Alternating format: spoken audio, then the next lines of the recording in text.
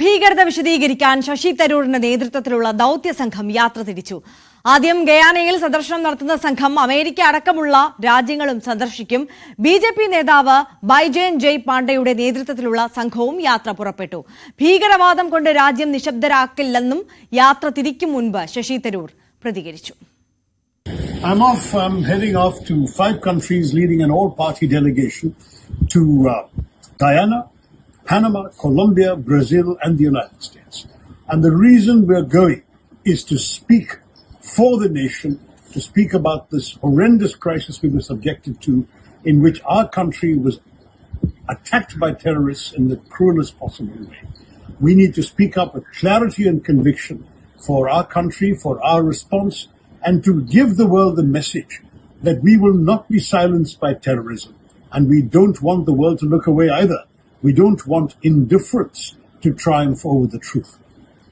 It's a mission of peace. It's a mission of hope.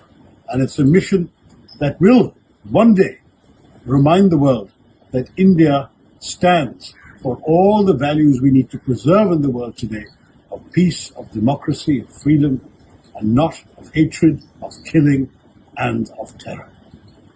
Jai Hind. Ragesh കൂടുതൽ വിവരങ്ങളുമായി ചേരുകയാണ്. രാഗേഷ്, ഭീകരത കൊണ്ട് രാജ്യത്തെ നിശബ്ദമാക്കാൻ കഴിയില്ല എന്നുള്ളതാണ് യാത്ര പുറപ്പെടും മുമ്പ് ശശി തരൂർ പറഞ്ഞത്. ഇന്ത്യയുടെ ദൌത്യ സംഘം വിവിധ രാജ്യങ്ങളിലാണ് ഇപ്പോൾ ഉള്ളത്. എങ്ങനെയാണ് സമഗ്രമായ വിവരങ്ങൾ?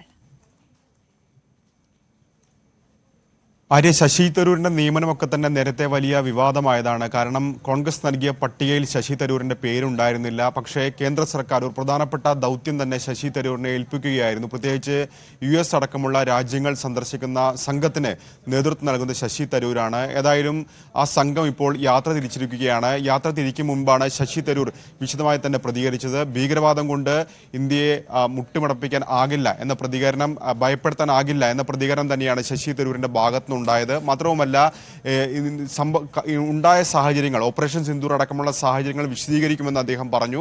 മാത്രവുമല്ല, ഇന്ത്യ ഉയർത്തിപ്പിടിക്കുന്ന മൂല്യങ്ങൾ, ആ മൂല്യങ്ങൾക്ക് ഇന്നത്തെ ലോക സാഹചര്യത്തിൽ ഉള്ള പ്രസക്തി, അക്കാര്യങ്ങളും ഈ രാജ്യങ്ങളെയൊക്കെ തന്നെ ബോധിപ്പിക്കും എന്നുകൂടി തരൂർ വ്യക്തമാക്കിയിരിക്കുകയാണ്. ഏതായാലും ഈ സംഘം വിവിധ രാജ്യങ്ങൾ സന്ദർശിക്കുന്നുണ്ട്. ആദ്യം സന്ദർശിക്കുന്നത് ഗയാനയാണ്. പിന്നീട് പനാമ, കൊളംബിയ, ബ്രസീൽ എന്നീ രാജ്യങ്ങൾ സന്ദർശിക്കും. ഏറ്റവും അവസാനമാണ് US സന്ദർശിക്കുന്നത്. പ്രത്യേകിച്ച് അമേരിക്ക വിഷയത്തിലെടുത്ത നിലപാടൊക്കെ തന്നെ നമുക്കറിയാം.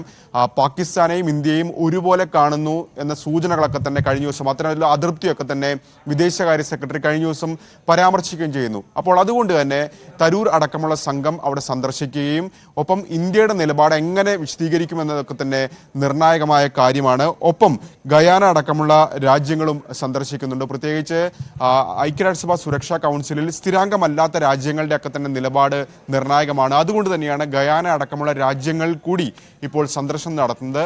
മറ്റൊരു സംഘം, അത് ജയ് പാണ്ഡെ നേതൃത്വം നൽകുന്ന സംഘമാണ്. ആ സംഘവും യാത്ര തിരിച്ചിട്ടുണ്ട്. പ്രത്യേകിച്ച് സൗദി അടക്കമുള്ള രാജ്യങ്ങൾ, പ്രത്യേകിച്ച് മിഡിൽ ഈസ്റ്റിലാണ് ഈ സംഘത്തിന്റെ പ്രധാനപ്പെട്ട ദൗത്യം നിശ്ചയിച്ചിരിക്കുന്നത്. ഏതായാലും ഇന്നത്തോടു കൂടി മുഴുവൻ സംഘവും യാത്ര ഒരു ഫുൾ സ്വിങ്ങിലേക്ക് എത്തുന്നു എന്ന് തന്നെ പറയാം. കാരണം നേരത്തെ തന്നെ 4 സംഘങ്ങൾ പുറപ്പെട്ടതാണ്. അപ്പോൾ മറ്റ് സംഘങ്ങൾ കൂടി ഇപ്പോൾ പുറപ്പെടുന്നതോടുകൂടി യാത്ര, അതിന്റെ ദൗത്യം, അതിന്റെ ലക്ഷ്യത്തിലേക്ക് കടക്കുകയാണ്. ആര്യ. രാഗേഷാണ് വിവരങ്ങൾ നൽകിയത്.